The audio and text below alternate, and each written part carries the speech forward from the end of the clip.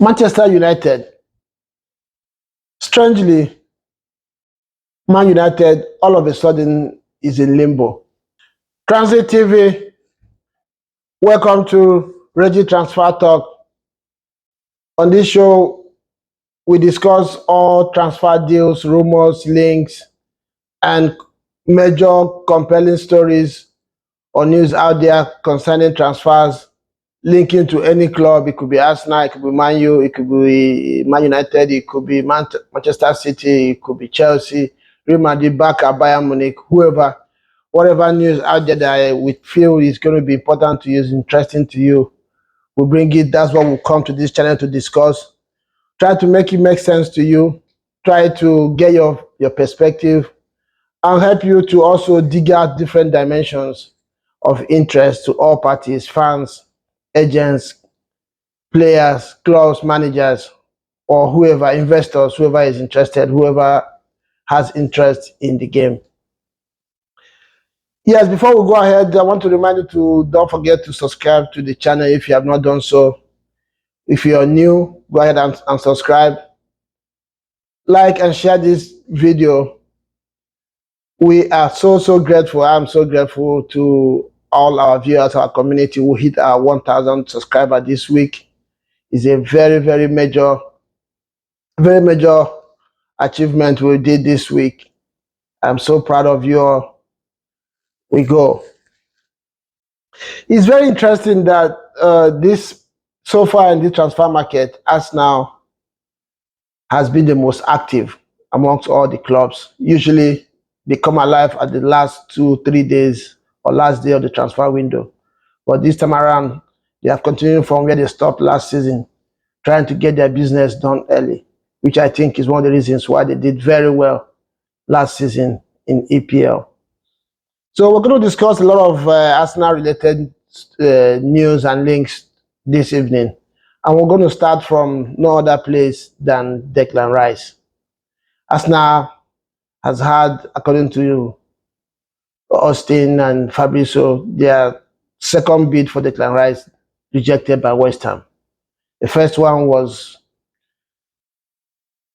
summation of £75 million. The second one went in with a total of 90 million, 75 guaranteed and 15 million in add-ons, which also has been rejected by West Ham. Interesting times. This one is beginning to garner a lot of conversations around the club. Some people for, some against. Some are beginning to ask questions. Does Declan Rice really worth this? West Ham is holding out for anything. They were asking for 120 million. As of now, they still haven't said, okay, we're coming down to this or that. All they have done is just reject any offer Arsenal has made so far. And it's beginning to look a little bit disturbing, both for Arsenal, their fans, and even the general fans out there, because what happens most times in transfer market is once one of these big deals go through like this, it defines the price for other deals that be coming behind, and so it's going to be becoming a disturbing one. And we also hear that Brighton also rejected 65 million bid from Chelsea for Caicedo. The question that comes to mind is Declan Rice really worth £100 million? There's no right or wrong answer to this one, because we have seen players who are not up to that quality go for as much as that. Manchester United last season signed Anthony for €100 million. Chelsea signed Modric with no experience, for 120. Sancho went for £89 million 2 years ago. We also know Man United signed Maguire for 80 million. So when you put all this together, you can't beat your chest and say West Ham are on the wrong path. But again, that's a lot of money. For me, in this one, I believe Arsenal has done well so far, raising their offer to 90 million. Though one of the issues that West Ham are having is that as now the add-ons are not going to be easily achievable. So they expect Arsenal to up the bid. And I believe by the time Arsenal, make the third offer, they should be able to come to a compromise. And if they don't, I see Arsenal walking away from this one and moving on to look at other options. And if you trust me, they look around in the market, like Arsenal right now is being linked to Lavia in Southampton for 40 million or 45 million, should be able to get that deal wrapped up. If by the time there is additional 10 million to the offer for Declan Rice and West Ham refuses it, if I'm Arsenal, I will walk away, invest 40, 50 million in Lavia, keep Partey, and probably put another 50 million on the, or 30 million and get Caicedo and walk away from West Ham. And the news out there is that Man City is locking behind for Declan Rice, but I don't know if that's true. That news looks like where West Ham is peddling to drive the price up. I don't know if Man City has the funds to push for such transfer this summer, because it looks like a few players are going to leave Man City, meaning that they're also going to need to sign some players of their own. Gundogan here has informed us that he's leaving, and he's leaving for free. So to replace him, they're going to spend money. And if rumors that we're having about Mahrez and Kyle Walker and Bernardo Silva are true, then they all themselves need to spend some money out there to refreshing their squad and replace these players, which I know is going to make it difficult for them to be able to do who's some of cash out there this summer. So I think West Ham, they are stuck with us now in this one. And more so the fact that there's another angle to it that broke today, that Fulham are asking for almost 90 million for Paulinho, who West Ham has identified as a replacement for Declan Rice. So it makes it even more interesting now. I don't know where West Ham are going to look for this one. They might have to look for other ways to replace Rice. And they have an understanding in principle with the player that he will be sold this summer. He'll be allowed to go this summer to go face bigger challenges. So it's really a very difficult deal. And I see this one dragging for a minute. Arsenal are hell-bent in making this one, getting through with this deal as early as possible. And I believe Ateta wants to get his major transfers early so that they will join for the preseason coming up next month. So we'll move on from that one and we go to Kai Havertz. Today as well, they broke that Arsenal has offered 60 million for Kai Havertz. This transfer continues to raise eyebrows because, like I said in our past videos, I don't know where this one is coming from. I'm only supporting this deal because of what Ateta and Edu have done in the last 2-3 transfer windows. They have done good. I can give them 75% success in the transfer that they have pulled so far, and that's the only basis where I'm giving them huge support for this deal. Chelsea signed Kai Havertz for 75 million, and after 2 or 3 years of not really producing, I know he has scored important goals for Chelsea, but he hasn't really produced consistently for the club. So for Arsenal to go hard and as high as 60 million to get him from Chelsea, there must be something Ateta has seen in the player. There must be something Arsenal has seen. Though, let's not forget the fact that Kai Havertz is still a young player. I think he's 24 years. So there's still, if he has the talent and if he has the right mentality, there's still value in the player. He still has 1 or 2 years to hit his prime, which Arsenal might be hitting a gold mine there, because if he eventually explodes or hits his prime real good, Arsenal will either have a fantastic player in their hands or a huge asset to sell, in years to come. Don't forget that Bayern Munich, we are also interested in Kai Havertz, and they were priced out of it. So who knows, a year, 2 years from now, they might be coming back with huge sums to Arsenal to get him. So that might turn out to be a good investment for Arsenal if it works out. But for me, I can't really see it. I'm only standing behind Mikel Arteta and Edu, hoping and praying that this one is a successful one. Then out of the blues, last night the news broke that Arsenal has submitted a bid for 30 million for Julian Timber. This player plays for Ajax, very quick central defender and skillful as well. Very comfortable on the ball, dribbles really good and swift.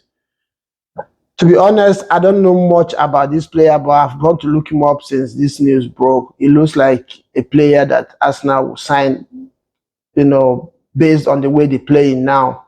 It looks like a miniature Saliba. So as a backup, I don't think this will be a bad one as well. And looking at the figure that's been thrown out there for the player, I hear the first offer has been rejected, but Arsenal is very confident that they will be able to wrap this one up as well. So making it a very busy week for Arsenal so far, though they have not been able to round up any deals, but it's looking like the club is active. And considering the fact that it looks like there's an agreement for Xhaka to leave this season, this summer, and we also heard that Partey has been given permission to speak to the Arabs, the new market for European players. So that if that is true, obviously Arsenal will need to make some good signings in the midfield. Then we move to Chelsea. The news this week is that Chelsea has found a new market for their players. 4 Chelsea players have been linked, and Kante, we know already confirmed, is going to Saudi Arabia and will be unveiled in few weeks, a week or two from now, as confirmed by Fabrizio.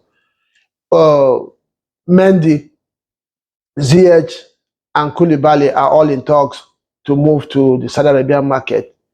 So Chelsea again has shown Chelsea owners have shown how smart they can be. It looks like they have found a loophole or a link out there to get rid of their deadwoods. This is an interesting time. We'll only watch and see how this one is going to pan out. But if it goes good, all that was looking doom and gloom for Chelsea, we all have been wondering how they're going to, get rid of all the players, because Chelsea at some point had 45 players in their books, senior players in their books. It looks like they have been able to find a way to get rid of the player they don't want, and probably being able to recruit new ones. Manchester United. Strangely, Man United all of a sudden is in limbo. Nobody knows what to expect from Man U in this transfer. Any serious talk that relates to Man U, the next thing you will hear is the ownership issue. They don't know who is going to own Man U at the end of the summer. So it's becoming very difficult. We had their priority target this summer has rejected the offer and last minute moved on with Bayern Munich, the Kim. Is very disturbing for Manchester United fans. They don't know who to blame. Is it the manager, the ownership, or lack of money? Man United players right now can't even find their words among fans. And all they're doing now is praying and hoping that something somehow happens this window and they'll be able to have a competitive team to start the season by August. Yes, there's one interesting aspect to this window that I want to talk about in this video, which is it looks like fans are beginning to understand some of the technicalities that are involved in the transfer market. Why do I say that? If you were before, there would have been heavy noise out there barraging us now to dole out the cash, sign the player if you want to sign it. But now I see a lot of fans, understanding the fact that you can't just go ahead and just throw cash on players like that. It's really becoming, it's really becoming very interesting to hear and to see fans of rival clubs even backing us now for holding out on Declan Rice. And for me, I think one of the reasons, one is the FFP, obviously. The second one is since Abramovich left Chelsea, I think some of this throwing of cash on players have stopped. Also, the last 2-3 years, Barcelona and Real Madrid have struggled financially. So I think that has also affected the way money is being thrown at players during the transfer window. And of course, secondly, Man United are also have been struggling in being able to raise cash and attract players. So this has somehow stabilized the transfer market and made it easier for other clubs to come up, and buy players. Then before we go, I just want to bring good news to our Nigeria fans. But before I say it, let me remind you one more time, go ahead and subscribe to the channel if you have not done so. Like and share and hit your notification button so that you don't miss any content on this channel as we bring them to you. So for my Nigeria viewers, as they do, I'm going forward. The people say we're going to bring we have concluded arrangements to bring update from Nigerian League. We're going to have well-informed personalities in the league. We're going to bring us news. We're going to bring consistent results from the league to our viewers on this channel. If you are a Nigerian around the globe and you have been starved of information or news regarding our league locally back home, stay tuned to this channel, subscribe to this channel so that you don't miss anything. Right now, the Super 8 League is going on. From this weekend, we shall be bringing you updates from that league, from the league, highest goal scorers, which teams are playing, who are the star performers in the league. We're going to once in a while carry some coaches, come interview them, people where they work in the league as well. We're going to carry them come for the channel so that they go let us know as they go for that side. That's one of the things we promise for this channel. Say we're going to bring both grassroots, back home content, anything concerning football anywhere in the world. I promise we're going to bring it for this channel. So stay tuned. If you are from Nigeria, if you're Nigeria, my Nigeria brother, my Nigeria sister, whoever you be, if you get into for Nigeria football, stay tuned. We're going to bring you all the news concerning Nigerian football, Nigerian league for this channel. Now, so we're going to do them as we go. Yeah, so thank you for staying with us in this one. That's all I have to discuss this time around. I shall be here maybe 2 days time, tomorrow or next. My guy, Boom, and maybe one or two other fans, which shall be here to discuss other developing stories in the transfer market, especially concerning the EPL. Bye for now, and see you next time.